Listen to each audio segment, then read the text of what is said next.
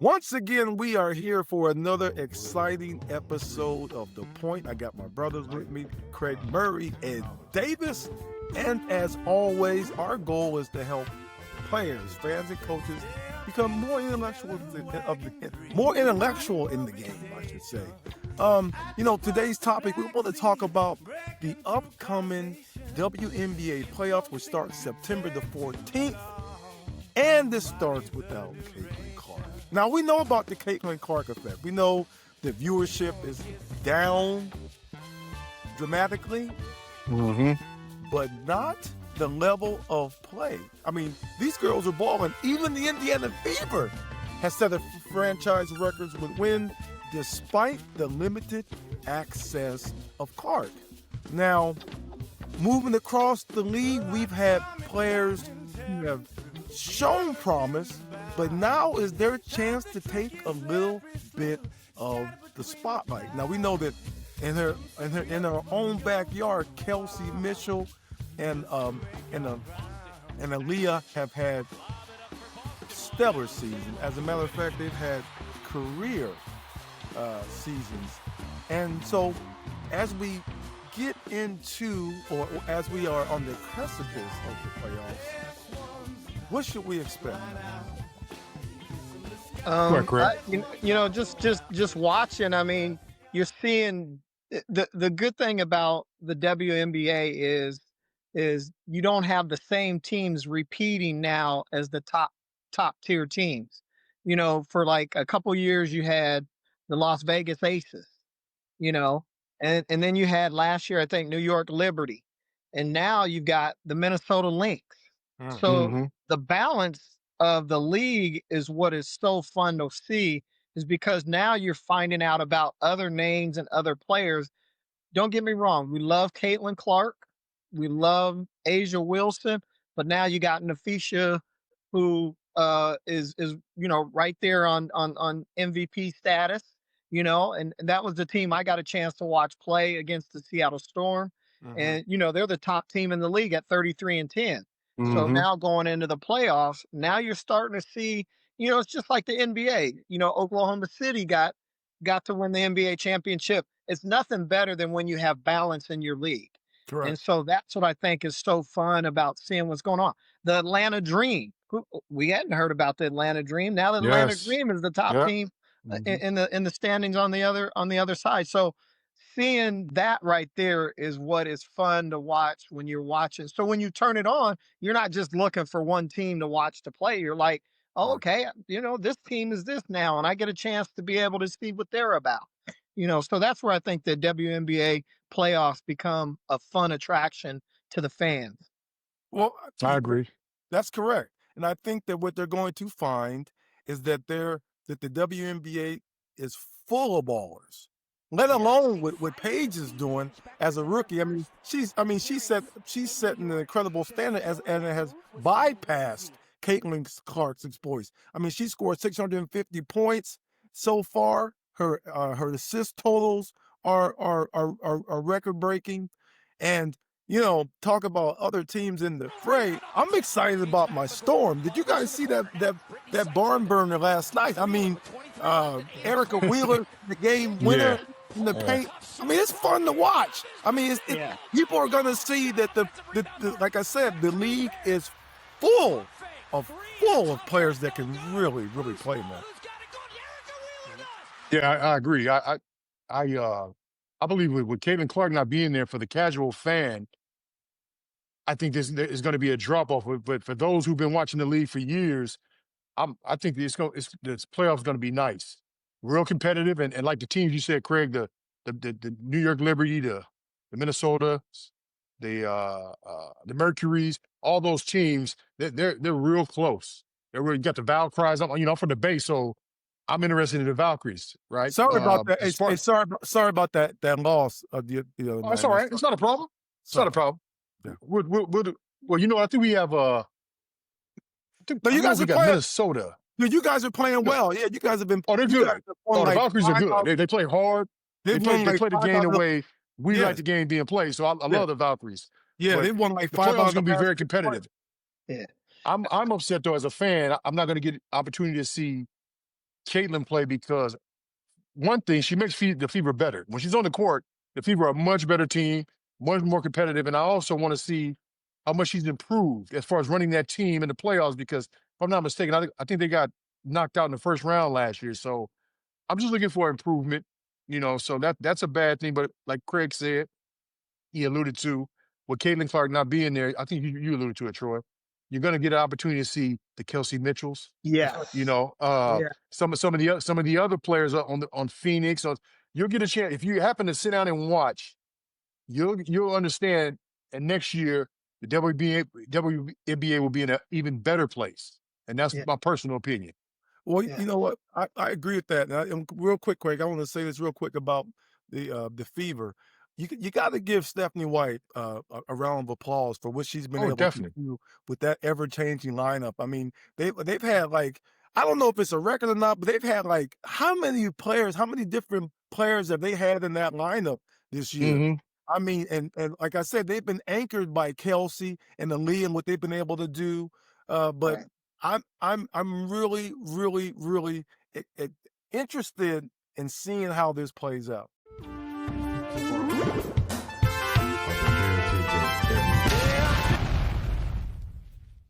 The fun thing too is to see when teams are starting to ascend, you're able to start seeing what general managers are good at putting pieces together.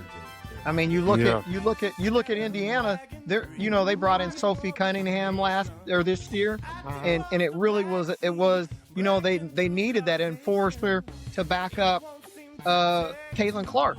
So she came in there, and not only can she do some things as a player, but all of a sudden now you start putting that team together and be like, you guys aren't going to push our top player around like that right there, and so you start seeing general managers and who really understand what their makeup of their team should be. It's like Brittany Griner going to Atlanta Dream. Who would have thought, because she was such a big deal in Phoenix. I was there for the year she was there, and now she's in Atlanta, and Atlanta's taken another step. So that was a great swap for them to get there. And it didn't knock Phoenix down because Phoenix continued. It's like when people are able to understand how to put the chess pieces together, that's when it's fun to see a team being built. And then you start saying, okay, can they take the next step? Because Indiana, we see now, they're at 24-20, which is great without having Caitlin Clark. And that, like we said, it gives Kelsey Mitchell a chance to show. We knew, just watching them play, we knew how good she was. Now everybody's able to see her more. Not saying we want Caitlin out, but it gives other people a chance to see how good the players are on the teams. Yeah, she has an expanded role now. I mean, Yes. you talk about GMs making good moves. I mean, for the case in point, Erica Wheeler, the comeback player of the year. I mean, look what she's doing. Look how her numbers have jumped up in Seattle. And Seattle, man, the reason why I respect Seattle so much is that they persevere through injuries themselves. I mean, they're a gritty bunch. I mean, Skylar is a solid point guard. I mean, not only did she set the franchise record for assists, but it's her leadership model. I mean, you talk about playing with your chest. I mean, that's hard to say with the girls, but you know what I mean. I mean, these girls are exhibiting all the qualities that you could ask for. I mean, what more could you watch? Now we talk about the what would attract the average fan to the game, but I'm optimistic that this year's playoff is going to do the same thing that the season did, push the league to greater heights. Yeah. Well, I believe that too. Yeah. Yes. And we talk about the league. There's nothing better when you in your league when you have good balance. And that's what I think we're seeing right now is they got good balance. Like last night, Indiana beat Minnesota last night. It did. So that's a huge win for Indiana, to beat Minnesota. And I watched Minnesota play. They're good. They're good. I mean, on both sides of the floor. Yeah, I think I saw Minnesota play Atlanta a couple nights ago, and that was really competitive. The league is pretty competitive, man. There's some good teams. Like Craig, you mentioned Atlanta Dream. Yes, it's going to be tough. The playoffs going to be real tough. I'm here for it. It starts Sunday, man. I'm watching. I'm sitting Yeah. down. I'll watch them anyway. I Yeah. love it.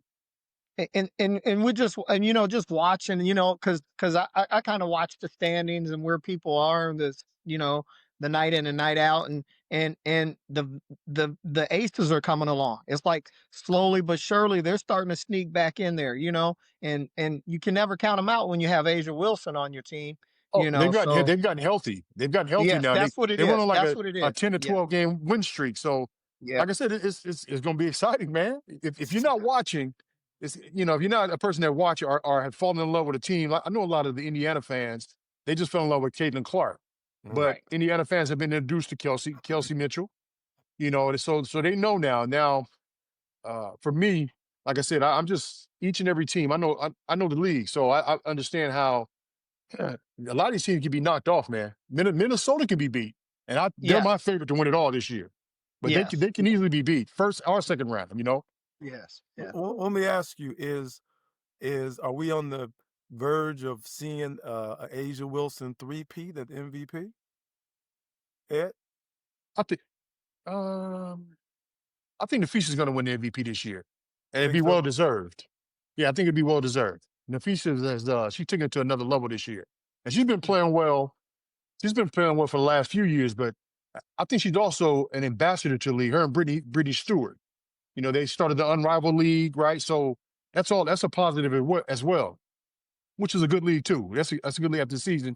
You get a chance, check that out as well. Um, I believe Asia is right there. Asia's she nasty, man. She's tough. Yeah. Asia's I tough, mean, man. she's not. I mean, she's Strong not. left-handed. Yeah, Yeah, she's tough. But she's not. I think it's in the feature culture year. I do. May- Now also too, Alyssa Thomas from the Mercury. She's Yes. underrated. A lot of people don't know her, but she gets it done. She does it all. All assists, score. She's tough, mean.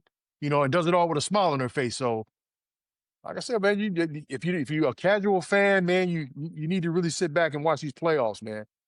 Yeah. And you know who I was impressed with, and I hadn't seen play for a while. I'm familiar with her because she went to school with Roman. But Jordan Canada, Oh, Yeah, she's a natural. yes. Jordan's a natural, man. she. Yeah, I mean, you talk about a facilitator. You talk about yeah, somebody's generalship. That yeah. young lady is a breath of fresh air to watch. And this is my first time catching her in a little bit the other night, and I was just so impressed. She's like a Rajon Rondo out there. They just make the game look easy, and they make the Yeah. game easier for their teammates, without a doubt. Yeah. I told No, you, man. love I watching. told you he was in high school. My son went to her high school, and he's a little young, maybe a year or two younger than her. Mhm. But it's a private school, man, and they've won a lot of championships. But when she was there, they were at a high level. This is a small school, man, and they were pretty much ranked #1 in the nation, right? Yeah. So Is that I'd what go to the Is that where games. Brownie went to school? Did Brownie go to school there? Brian, no, Bronny went to Sierra Canyon. Oh, Sierra Canyon. They're in the same league though, but at What, that particular, go ahead, what school did your son go to? Windward. He Okay. went to Windward. Windward, yeah. So we go to the games, man, and like I said, the boys team won the state that year, right? And the girl team was by far, and Jordan Cannon was by far the best basketball player At the I've school. seen come through that school. It wasn't even close. And I mean, we had cats go D1 from the boys. Jordan Canada was by far the best player that I've seen run through that school. She did it Hey, all. hey, man, I Did it all. understand. Few years back, I was watching Haley Van Lip, and she was playing. She's from Washington, so she was playing against the Washington boys All-Star team at Rainier Beach, and I just couldn't believe what I was seeing. I was like, "Is Mm-hmm. this really happening?" I mean, she Yeah. was giving to Yeah. him any the way you want to see it, and so this makes me look at the level of play that obviously exists in the WNBA. Because here she is now. I have high hopes for her, but it's been an adjustment for her going from college to the league. You Yeah. watch these girls Yes. be automatic stars from day one in college, and then they get to the league, and it's just like any other professional league. There's levels to this. Yeah. Yeah, she Yeah. hasn't found her footing yet. You're right. Yes. And it'll take her. I mean, it's funny because, she started at Louisville, and I watched her a lot at Louisville, and, it became her team at Louisville. Mm. Then she LSU, went to LSU. LSU, and she kind of had to figure out how to fit in with Angel Reese and Mm-hmm. the other girls that were there. Well, then she transitions to, and I think you know him. Do Mark Campbell, who's coaching at TCU, the head coach? He's from, Scott Campbell. You remember Yeah, him, yeah, yeah, right? So yeah, yeah. that's his brother, who's the head coach at TCU. Okay. Mm. So he brought her on, and he's done a phenomenal job. He actually recruited the girl from Notre Dame into the program this year. So the one girl that left Notre Dame. Oh, And so I know you're talking about. I know yeah, exactly who you're talking about. Yes. yeah. But just to see her and her transition, because we watched a lot of her in high school. I mean, that was a big name, Mm-hmm. and she played in a small school. What was the name of that school? I Um, don't I can't recall. It was on the uh yeah, it was on the east side of the state, but I can't yeah, remember exactly. yeah, yeah. I thought But LSU. I thought LSU was a little bit too big for her at that moment. I, Just I the just, whole, the whole Reese and everything. It wasn't the yeah, right fit at that time. Like I said, it seemed like yeah, she was trying to fit in the whole time. yes, Well, But then she yes, went to because She went to TCU and she led. She played well at yes. TCU. That's I, what she I needed to do. I well personally that's think that she will find her footing in the league too. It just the yeah. right spot and right time. She'll be fine because she can ball. So yes, man, she's gonna have She to can play. She can play. yeah, she's gonna have to figure out her niche, kind of like Yes. Kelsey Plum had to do. Yes, There's an adjustment to be made. Yeah, You're I right. agree. Just like when she went to LSU, she was no longer the big fish in the small pond. She had to go and try to figure out how to coexist, and that's what it's like in the Mm-hmm. league because you're playing you're going to an environment where everyone can go, everyone can right, play, Yes. right. and everyone has specialized skill sets, and so you're gonna have to figure out what that formula is for you to be able to get minutes, and then as you get the minutes, then you get comfortable and you're able to express yourself. But until Mm-hmm. then, I mean, it's a formidable task to break into a pro lineup. I don't care what the circumstance is.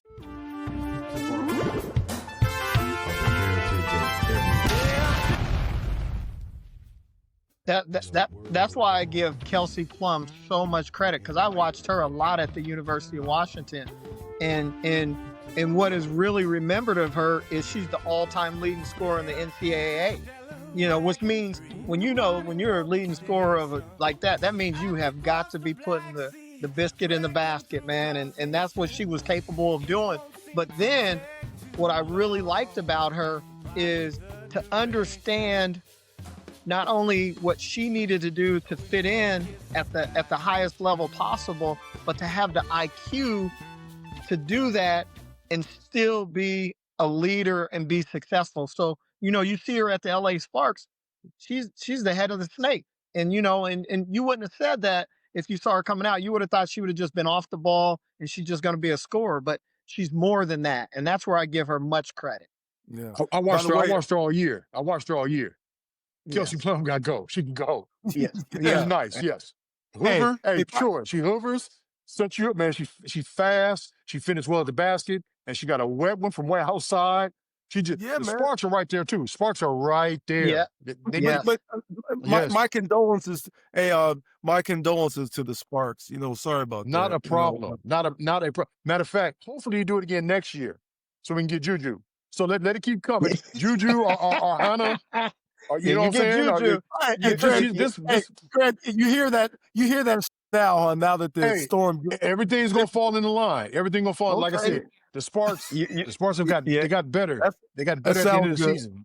Sounds yeah, good. Yeah, I'm just Sounds saying. good. We always talked about the general managers, and I'm not yeah, one to take a Greg, that team. sounds good. Listen, man, here, seriously, to break the team up, you do not break the Sparks up. I mean, you make some real small changes yeah, because, like I said, I've seen them develop from the beginning of the year. Their problem is they can't stop anybody on the other end of the floor. They don't play good team defense, and they right. try, but they have too many breakdowns. See, so they got to get the right a couple of pieces in. As soon as Juju gets in town, things are going to change. All right, that's all I got to say about the Sparks. I tell you Yeah. what, put it this way. See, I mean, I'm of course I love the Storm, and you speak about defense, and you Yes. and this harkens back to the days when the Sonics were successful. It starts with defense, and when the Sonics had Marvin Webster, the human eraser, they were hard to deal with. But don't look now. Ezzy and Dom, those are twin human erasers for the Storm, brother. I mean, I Milano like was both. I like both. I like them. I like both of them. Yeah, I Okay, like them. you talking about the young girl? Yes, not her two of them. It's two. Ezzy's the leading shot blocker on the team. Yeah, she's no joke. It's hard for me to say I her get them mixed up. I get them mixed up all the time. They're Yes. 1A. They're 1A and 1B. Dom is Yes. long, athletic. I mean, she made a play She's a last baby. night. She's a baby. 19. Yes. Yeah. She's she a made baby. a play Yes. last night. She made a play last night where she blocked the shot on one end, ran down and cleaned up the offensive rebound and put back on the other end like it's nothing. I mean, I'm excited because you're right, man. It starts with defense, and when you talk about the leadership of Skylar is although she's a gorgeous dog, but she is a dog nonetheless. Yeah. Oh, she's Oh, she's mean. She's Woo! mean. Yes. Yeah, I mean, mean. you have to have that because you're talking about a league full of female canines coming with it. Yeah. And I mean, when you watch the level of play is just amazing to watch, man. You sit back and if you harken back to, especially remember when we were in college, and Donnie used to tell us, don't watch the girls' game. It's gonna mess. What I tell you, don't watch the girls' game. It's gonna mess you up because the speed of the game, all those parameters were correct. You know, you be watching the girls play, and then all of a sudden the contrast was so different to the boys and what was happening out there that it would be like, you know, it's stark. But now watching the girls is like a master's course in basketball. I mean, you know, someone said something interesting to me today. And I just looked at him. I don't like to troll very much, but what he said was that based on, and this was a riff off of what Steph said, that right now the NBA has the most skilled players of all time. Well, what I said to him was, you know what? Overall, that may be true. I can honestly say that these are some skilled players. But this is not the greatest application of skill set of all time. Right. No way. Agreed. And the way the girls play versus the way the guys play, man, there's some catching up to do, ironically. And you may not be able to say this. You may not be able to say the same for the girls' game. As far as the application, I mean, the application is there for the girls. I guess because they don't have the athleticism, so they compensate by knowing how to play the game the right way. There we go. Right. That's how I see it. Yes. And you know what he said to me? He said to me, "Well, the bottom line is that the way the guys play now is far more conducive to success than the way they played in the past." And I had to tell him vehemently, I cannot disagree with you I couldn't disagree with you more for that statement. No. Yeah. Because you start getting into style of play. And I've always mentioned a long time ago, this is just the old school style of play to me was much better than the running gun, get up and go type stuff. You know, even though I'm a Showtime Lakers guy. You know, but if Magic brought it up the court and he didn't get anything, they would set up. They come back, set up, and run a set. And they would always do that. That's the way it should be. Your primary offense, this is my philosophy. Your primary offense should be pushing the ball up the floor, looking for an opportunistic basket. You go primary, your fast break, into secondary, looking for something perhaps that unfolds. And then if you don't have that, you get into some type of continuity and you grind for a good shot. Could you imagine some of the stars from the past being able to play in these 5-out, no-touch environments? Yeah, man. Could you Yeah. imagine? That's true. And they get affected now. The new schoolers, whether they're players or just the new school fans, they get offended when they hear the old heads like us say what Jordan would have done, 5 out, no touch. Oh, he would have averaged 50. They get insulted by that. They think that we're saying that the guys today can't play. We're not saying that. We're not saying that the kids aren't skilled, but we're just saying the intellectual decision making and all the different things and the creativity of the play calling and the different sets. And right now you got pick and roll, pick and roll, pick and roll, pick and And roll. then dribble handoff. Oh man, Yeah. man, Yeah. Yeah. you got I guys agree. standing. Yeah. I think it goes back. I think it goes back to the same thing that I think we've talked about with the style of play with the NBA is it goes to the thought of, and this is what we were talking about the other day, how to really see the game Mm-hmm. and see the philosophy of the game. They don't stick around long enough in a program long enough to get to learn that. And everybody talks. I heard Kenny Smith talking about this about Michael Jordan. He said the difference between him, LeBron, and Kobe was Michael was able to stay at North Carolina and learn all the different intricacies of help defense, zone defense, man defense, back cuts, all those small things that repetition became habit. Mm-hmm. And so he got to the league, his mindset was able to put that into the play no matter what situation he was in. You see guys now, and like I'll watch guys come down. And this is the deal. I watch the kid from the Warriors, came straight out of high school. I watch him play and I go, Oh, Kaminga. yeah, Kaminga got great talent, great athleticism, everything. But there will be times in critical situations in the game where you go, come on, man, you got to see it better than that right there. And that's why you're not in when the game's really on the line. That's where that comes from. That's a great analogy. He's a perfect person to mention. Yeah. Because he's one of the ones who it appears that he hasn't they haven't developed him enough as far as the style of playing and what decisions to be made on a play. He's just raw. He's playing a raw talent, and if he ever gets it, he's gonna be nasty, man. And it's gonna come. See, but the problem is the problem is you're 6 years in now. When do you get it, or when are you just gonna be who you are? Is that him or is that on Golden State? You know, like I said,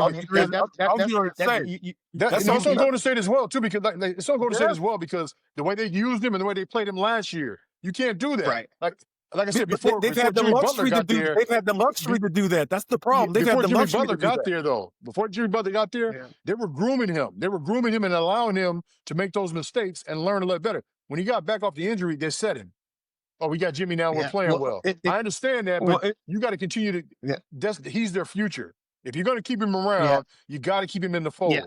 You can't mess with his head. To me, it's both. It's both of them because now you've kept him so long. You got to ride with him. Now you got to sink or swim with him. You know, because or if not, it probably should have been last year that you got him on the trading block and you got some assets for him. Now you're not going to get. Now you're at a point. I'm not. Now you're not going to get any. Now, now you're not going to get the assets for him. You're not going to get the value that you want. The longer he stays, he's so talented. He's so talented that value is not going to go too far. I'm telling you, this kid can play, man. Like I said, his only problem is he don't know the game. He don't play the game the right way. But right, it's gonna come. Right. He makes too many plays, so that value will stay there. And Golden State has to prepare for the next 2 years after Draymond, they do, and Steph, and then they're gone. Steph, so don't just get rid of him. You got to make sure that you make that right decision. If you do get rid of him, make sure you got a nice building block coming back in, a piece.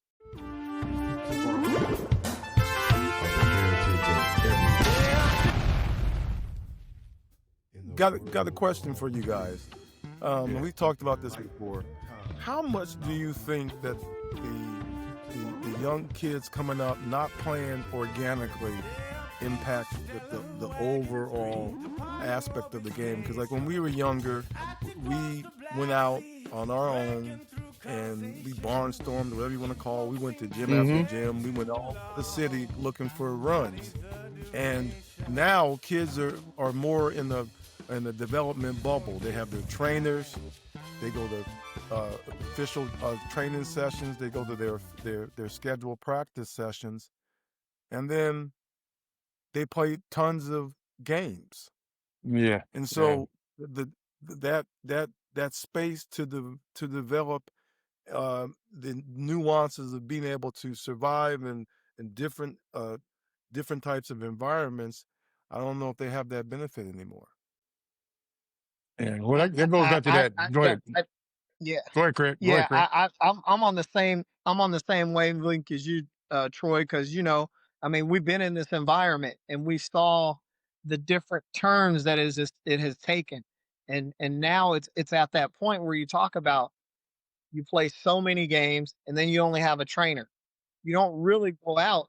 You don't really go out and go look for how to be competitive with going down the street and playing at Madison, or going out and playing at you know CAYA, or going to those places, and going to the community centers and play. It's not like it's. I mean, you see it every once in a while, but it isn't like that anymore. And I think that helped my game grow more than anything, was to just go you know go to Rainier Beach and play. Rainier Vista. So I don't. Yeah, it's That's where you get it. That's I don't. Go ahead. so yeah. Hey, so my buddy who I know from here in Washington, then he moved to Arizona, but he's from Cali. Okay. So all the girls have come through their program. What do they call it? It's Jordan Canada's in there. Juju's who started out there. Cal Sparks? No, it's not the Cal Sparks. It's man, if I said this name, I know you would know it. Because his Sherry is his aunt or his cousin, and she's the main person that has brought all those girls in, and they ended up getting off. They ended up going with Team Why Not, because they had you see the girl Jersey that plays at Yep, I know Jersey. at Sierra Canyon. I know Jersey, light skinned girl. Yeah, Jersey. So Jersey's from Jersey. Arizona. Okay. Yeah, she's from Arizona. Yeah. You know Sherry? So I know Sherry. So Sherry's the coach. Yeah. I know Sherry. Yeah, Sherry. So her cousin Corey's a good friend of mine. So that he went down there to be with her. Yeah, and yeah. So yeah, Sherry's the one that had all those girls come through her program at a young age. I think Sherry was the assistant coach. Sherry was the assistant coach at Windward, if I'm not mistaken. Yeah. A few years back after we left, Yeah. Sherry ended up being a girls coach. Yeah, I know exactly what you're talking about. Yeah. Okay. Yeah. So when you were saying Jordan Canada, she was on that. She was. Yeah. She brought Jordan in, and yeah. Jordan. Yeah. I mean, they had Jordan. They had Imani Stafford, who was JaVale McGee's sister. They had Krista, who was about 6'3", strong, left-handed, was just strong, man. I mean, real strong. And then, it's a private school, man. So they had a bunch of little white girls, who's athletic and play hard. But the biggest thing was they had Coach. She was a coach for Phoenix for a minute, female coach, and they ended up firing her. God, she was at the Storm. I mean, not Phoenix. Yeah, Phoenix Mercury. What's her name? She played for Stanford. Yeah. But we'd go in and boys be practicing. They'd be practicing on the other side. Man, this woman is running. She's running pro practices, like professional practices. And these little school, man. We had 600 kids, man. We go play Mater Dei. We played Mater Dei in the playoff championship, right? We go to play Mater Dei, and this is the Samuelson girls or whatever. Man, at about 5-6 minutes in the first half, man, game's over. Game was over. I mean, it was done. And this was number 2 team in the nation. Ran through them. Long Beach Poly would come in the house. Ran through them. Yeah. Long Beach Poly was standing room. I'm talking about you couldn't get a seat. It was packed out. I was like, okay, all sisters, just all sisters. And these little small school, man, I was Yeah. like, okay, this is going to be a tough one here. Hey, man, ran them out the gym. And they were good, man. Yeah. Good. Well, So that's the same thing with. So, have you been watching the Ontario Christian I have. You talking about Special K. I haven't watched them. Special K? So, I've Yeah, seen I some haven't watched highlights from her. When you mentioned her a few episodes ago, I went and started watching them. She little, but she some tiny can stuff on go. Yeah, I've Special. seen yeah, some highlights. Very skilled. yeah, she can go. So Kinsey and them played against her 2 years ago, but they'll all be in a tournament in San Diego in November with Torrey Ontario Pines. Christian, Sierra Canyon, I think's going down there. Um, uh, I forget the other name of that school out of the NorCal. They were the #1 team, and they'll be really good. They got their top girl coming back this year, but that's a Is it? hell of a tournament out there in Oh, La Jolla. man, that's Yeah, Torrey Pines yeah, tournament. that's where Yeah, the tournament's every held, year. man. Yeah, that'd be a Torrey great Pines. Yep, tournament. yep, Yeah, great yep, tournament. yep. That's where I Great went. I tournament. coached them in that last year. Yeah, I was in that. I Okay. coached them in. I coached the girls in that Yeah. last year. So that's a big tournament. Man, Right. That's a you fun see, tournament. but you My, see all the little talent we just ran off? You see? They're going to go yeah, to college. I mean, yeah. the league is in a good place, man. I'm telling you.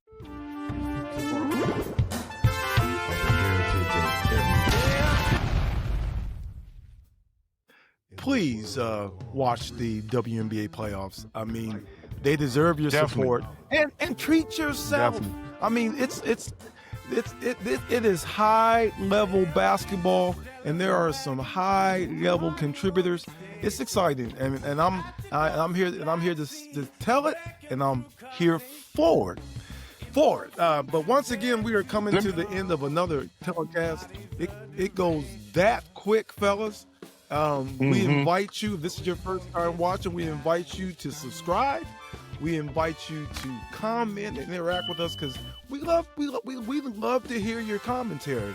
And this is a time for us to get together and share the types of stories and conversations that we've been having for the past 20 years. So we thoroughly hope you enjoy it, and hope to see you next time. What do you think, fellas? Hey, let's go. This is what it's about, man. The basketball at its highest level, and being able to see it go and go WNBA for the playoffs. Yeah, Ed? Yeah, there you go. There you go. I'm going to piggyback off what you said. For any of those casuals who are watching WNBA playoffs, do not try and compare it to the NBA. It's not the same sport. Just watch it and enjoy how competitive they are. And basketball is basketball. That's it. See you next week. That's it.